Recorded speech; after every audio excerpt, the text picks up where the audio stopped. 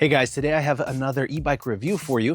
This is the Heybike Ranger S folding e-bike, and we're gonna take a look at all aspects of the e-bike. We're gonna get it set up, drive it around, and we're also gonna compare it to the Ride1Up Portola folding e-bike, which I reviewed fairly recently, and we're gonna see which one is the best folding e-bike for your money. So taking a look at the Heybike Ranger S, I am a fan of the design, and the stone blue color looks really good. I'll do a quick walk around here for you guys. Starting at the front, we have 20 by 4-inch fat tires, and we have a front fender here. There's a headlight mounted above the fender with integrated turn signals. We have a front shock adjustment. And yeah, that looks good. Coming to the rear, we have a 7-speed gear set, and I do like that it has this protective bar on the outside of the derailleur. Many bikes don't have that, so it's good to have that for protection. Then we have the rear rack here, which has a 120-pound load rating.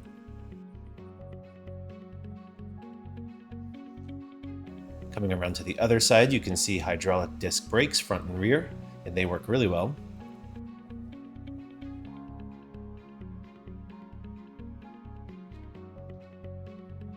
Looking at the seat, we have the adjustable height and a nice, wide, comfortable seat.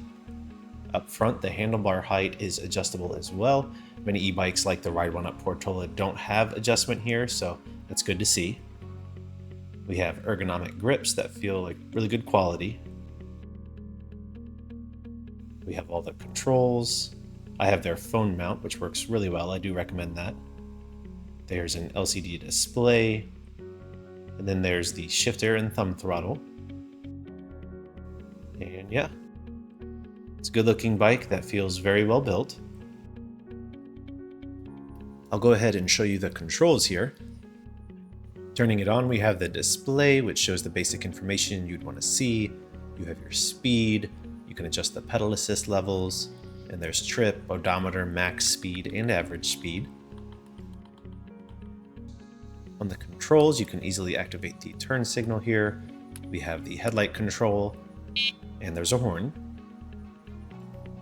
Now for the assembly, it wasn't too bad. Everything is packaged really well, and setup took about an hour and involves what you would expect.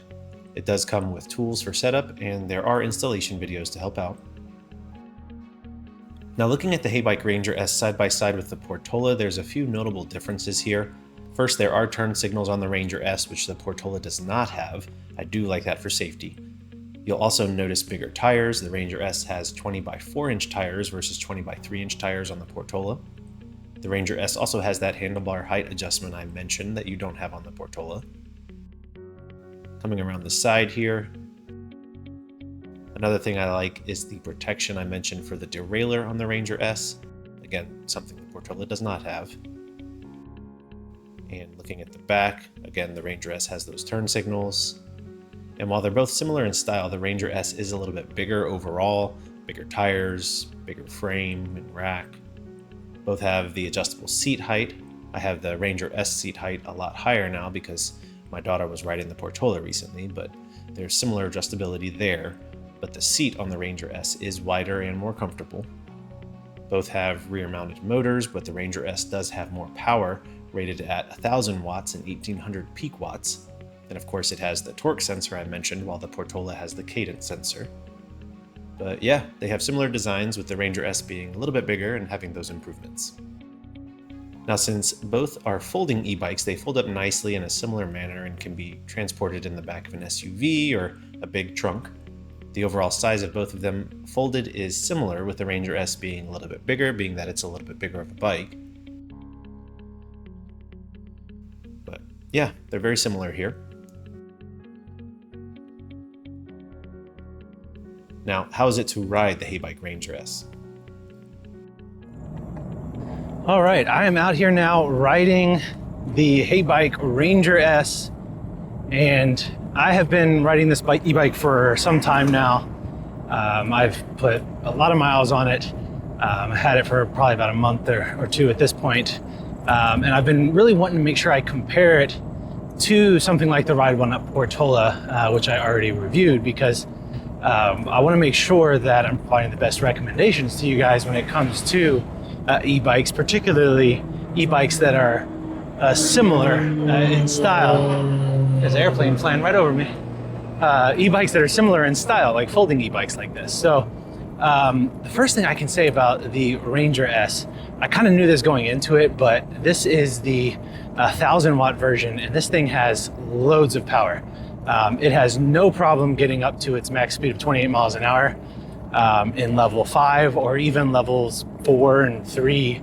I have no issues whatsoever. Right now I'm in pedal assist 2, and I'm going 13 miles an hour uphill, barely trying, and this thing does a great job. I really like the power, and I like the torque sensor as well.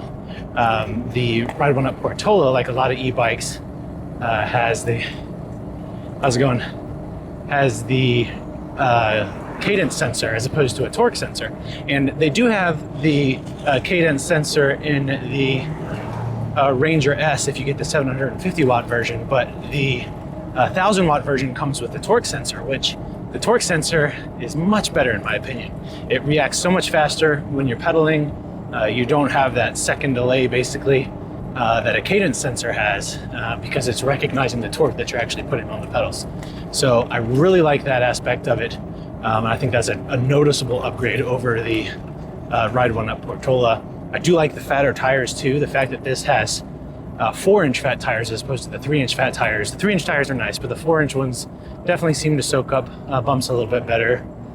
And I like the overall size of this. It's a little bit bigger than the Ride1Up Portola, and that means that there's a more adjustability, if that makes sense. You can fit a variety of sizes of people. So obviously I'm 6'2", I'm a little bit bigger than most people, but even somebody under 5 feet tall can ride this. But me being 6'2", I like the fact that the seat can rise, the steering column can rise. You can't raise the handlebars in the Ride1Up Portola, but you can on this, so that's another benefit. I also, as I was driving over to this area where I'm at right now, I appreciated the fact that the Ranger S from Heybike has turn signals. So the Ride1Up Portola doesn't have turn signals, so you got to use hand signals to signal when you're turning, and just having the LED turn signals that are nice and bright I think are a nice benefit over the Ride1Up Portola. So I'm very happy with it in those aspects. And just the overall riding experience is good. It's nice and comfortable. It's smooth. I can see myself riding all day on something like this. The seat is nice and wide. The saddle is a nice wide, squishy saddle. It's not one that's real small and it's going to give you some pain after riding for a little while. And just overall, it's just a nice riding experience with this e-bike. Generally, I don't really have to shift because of how powerful it is, which I like. You do have the 7 speeds that you can go through, but I don't really have a need for that. I keep mine in gear 7, and with the power that this has, it's perfectly fine starting out. The torque sensor, if you have the cadence sensor, it's kind of hard starting out if you're in a higher gear like that, because it takes a second for it to give you some assist, which if you're in gear 7, you're gonna want some assist, especially starting out. But with this, with the basically instant response, it makes it very easy to start out, and it's just very easy to ride, and I really like it a lot.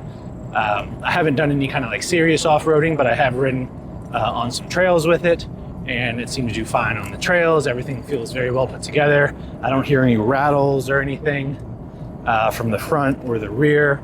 The brakes work really well. It does have hydraulic disc brakes front and rear that stop it really good. I barely braked right then, and it stopped it pretty good. So very confidence-inspiring brakes, which I like.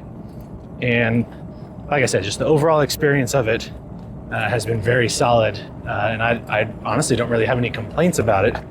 I think that for the money, this is definitely one of the e-bikes that you should consider, especially if you're looking at getting a folding e-bike that you can fold up and put in the back of your SUV, maybe your car if you got a really big trunk, fold it up and put it in the back there.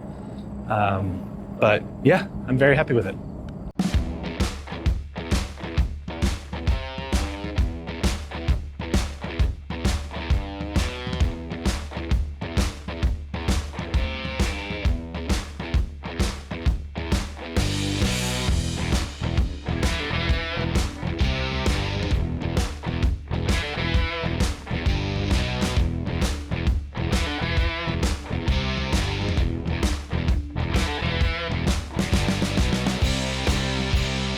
Now, one thing too I want to hit on is the battery life.